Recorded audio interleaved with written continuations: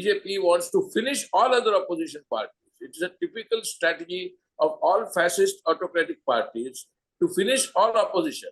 And that's what Modi and the BJP want to do. The difference between other fascist parties, that like Hitlerite parties, and Modi is operating in a democratic atmosphere. Hitler, after 1933, did not operate in the democratic atmosphere.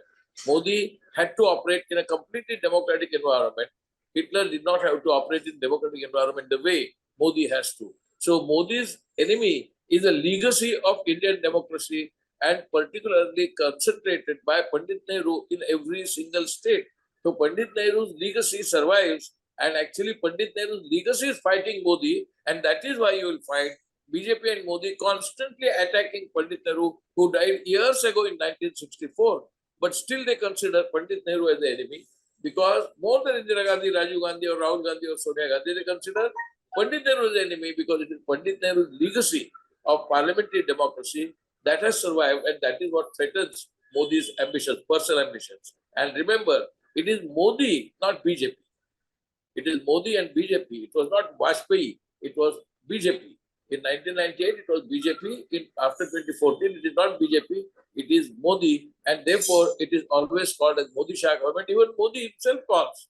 Modi believes this, Modi believes this, Modi does this, Modi is the only person who fights. In Karnataka, he said openly in public meetings, I was there in Karnataka covering the election, that you are not voting Kamal, you are not voting BJP, you are going to vote for Modi. But so Mr. Right. Yeah. You've seen decades of politics, and is it not like a repeat of history where people said that India is Indira and Indira is India, and today it's like a same echo that Modi is India and India is Modi? Nobody is saying Modi is India, and in Indira Gandhi's case, that was said only during emergency. And in 1977, elections came, and she was personally defeated. Sanjay Gandhi was defeated, and quietly she handed over power. And perhaps you may not remember, you may not be there, but I covered that election. Before election, including Jayaprakash, people used to say publicly that once Indira Gandhi is defeated, she will run away from the country and go anywhere in Europe or anywhere. She will not stay here. She will not hand over the power. That was the perception and the belief and the propaganda in 1977. It was also belief and propaganda that she will not call for elections in 1977 because she had officially taken the permission from the parliament to hold elections in 1978. The elections could have been held in 1978, but she called elections on 18 January 1977. Forget, I don't want to compare Indira Gandhi with Narendra Modi. I don't think that comparison is valid. If Indira Gandhi was indeed dictatorial, she could have declared emergency in 1966, 1967, 1971 when she was at the peak of the popularity, or even in 1973-74. She declared emergency in 75 and vacated the seat in 77 after defeat and came back in 1980. But again, she did not declare emergency or had any autocratic power held in her hands. Whereas Modi, right from 2014, forget 2014, you ask anybody in Gujarat how many assembly sessions he attended, how many assembly sessions were held.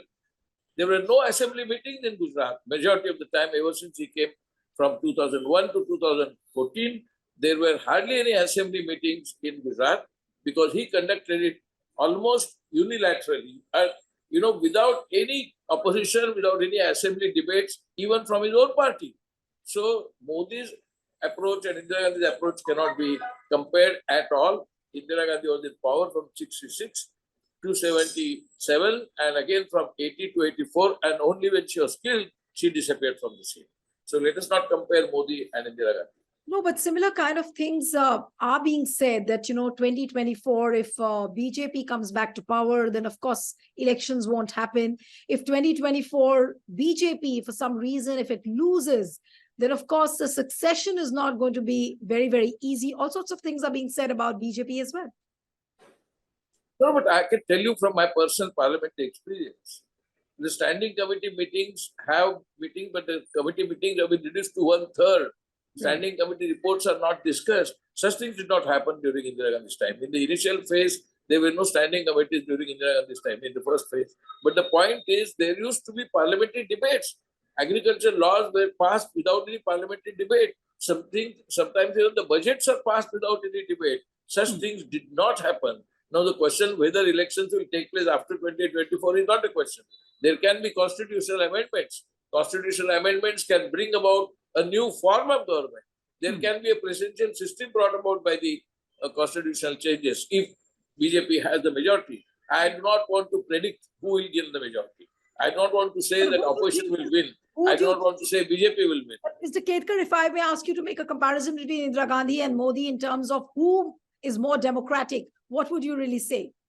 In fact, I don't call Indira Gandhi dictatorial at all, because except for the 1975 to 77, where is the sign of any dictatorship of Indira Gandhi's rule 66 to 75, and again between 80 and 84, whereas Modi's approach, narcissistic, megalomaniac and dictatorial approaches right from start from 2014 and in Gujarat from 2001,